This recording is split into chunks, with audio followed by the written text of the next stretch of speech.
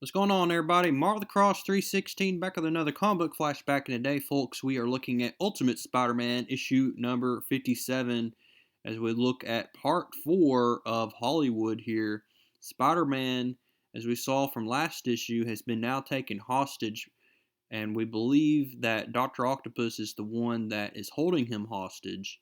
And so, what exactly is going to take place in this issue? This issue is brought to you by Brian Michael Bendis. He wrote this issue. We have Mark Bagley on the penciling, inking by Scott Hanna, colors J.D. Smith, letterer Chris Ilopoulos, assistant editor Nick Lowe, editor Ralph Macchio, editor-in-chief Joe Quesada, and publisher Dan Buckley.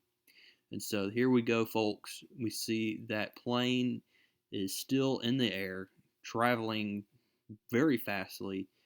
Spider-Man has come back to his senses now. He knows that he's taped to this chair. He's like, hello? And he looks, he cannot break free. And then in comes Dr. Octopus. He says, you're awake. Good for you. Oh, yippee. He said, lovely night to fly, Mr. Parker. He said, I had imagined that if you had survived this little teat of ours, which trust me, you haven't, that you being a child would have been quite grounded for being out this late on a school night. He said, come on, come on. He takes off Spider-Man's mask, and then he's like, I have it under control, and just so we're clear, Mr. Parker, then he punches him with his tentacle here. He's, He's like, you idiot, you loosened one of my tooth. My tooth is loose now. He said, wonder which one. Let me check. I'm a doctor. He then goes into Peter Parker's mouth, and he's going to rip this tooth right from his mouth. Unbelievable here. So excruciating pain that Dr. Octopus is putting Peter Parker through. Then he takes one of Peter Parker's own web shooters here and webs up Peter Parker's mouth. This is crazy stuff, folks. And he says, cute little toy you made yourself, a little web shooter. I once surmised you shot the webs out of yourself organically, like Tobey Maguire in the original Spider-Man movies.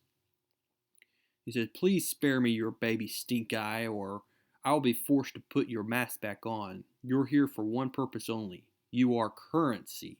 You are my break glass in case of emergency, being that you have once again sent my life into an incredible amount of disarray, which I absolutely hate.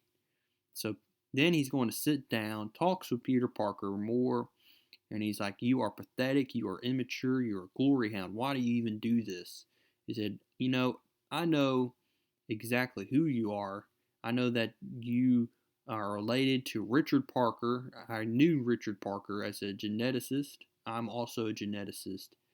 And so let me tell you exactly what happened. And this is scenes here that we didn't see from last issue where Spider-Man was knocked unconscious here. We saw that guy in the tunnel here was taking a picture or recording something on his camera, and Dr. Octopus says, you will do. We see that S.H.I.E.L.D. then shows up at the scene, and they notice that there's a car been thrown right into this other car here. And he's like, tell everybody to stand down. Here comes Dr. Octopus's arms. And we think that this is being controlled by Dr. Octopus, but instead, when we see that they open fire, they're opening fire on this guy here. So it wasn't even the original Otto Octavius. It's just his arms that are doing all this damage. So Dr. Octopus has control, mental control of his own tentacles here. And so we see that they slink back up the railings here on the building, and they're going to then unlock this car where we're going to find Dr. Octopus and Spider-Man, who Spider-Man's knocked out. He's then going to get on the interstate here. He unmasks Spider-Man here, gets on the interstate, breaks the chains of this fence, goes to this hidden private airport where it looks like this family is getting on board. We don't know who it is, but we see that Dr. Octopus is the one that is then going to take the pilot hostage as well as the unconscious Peter Parker. Now we're back to the present here. Peter Parker now has closed his eyes. He's like not going to talk or anything. Dr. Octopus says weak. And then the pilot has some bad news, concerning news for Dr. Octopus. He says, we're in final approach. He said, I try to tell you, you have to log the flight before takeoff. You can't just fly anywhere you want, especially in this day and age. So I had to make up a log number and I lied. He said, good boy, you may have earned your life. And so we see that while they're talking, they hear a big boom. Dr. Octopus looks. He notices that Peter Parker has broken loose from his chair and he has just gotten out of the plane.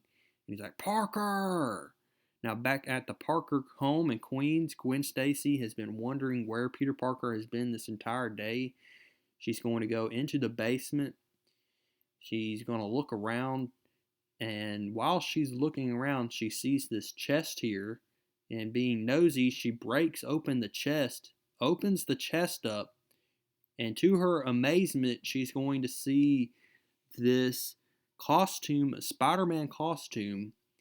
And this is when she says, you killed my father. So now Gwen Stacy knows that Peter Parker is Spider-Man. So crazy stuff here, folks. So what's going to happen up next, issue number 58? Was Peter Parker able to survive his fall from that plane? And what will be the ramifications of Gwen Stacy now realizing that Spider-Man is Peter Parker, someone that she lives with?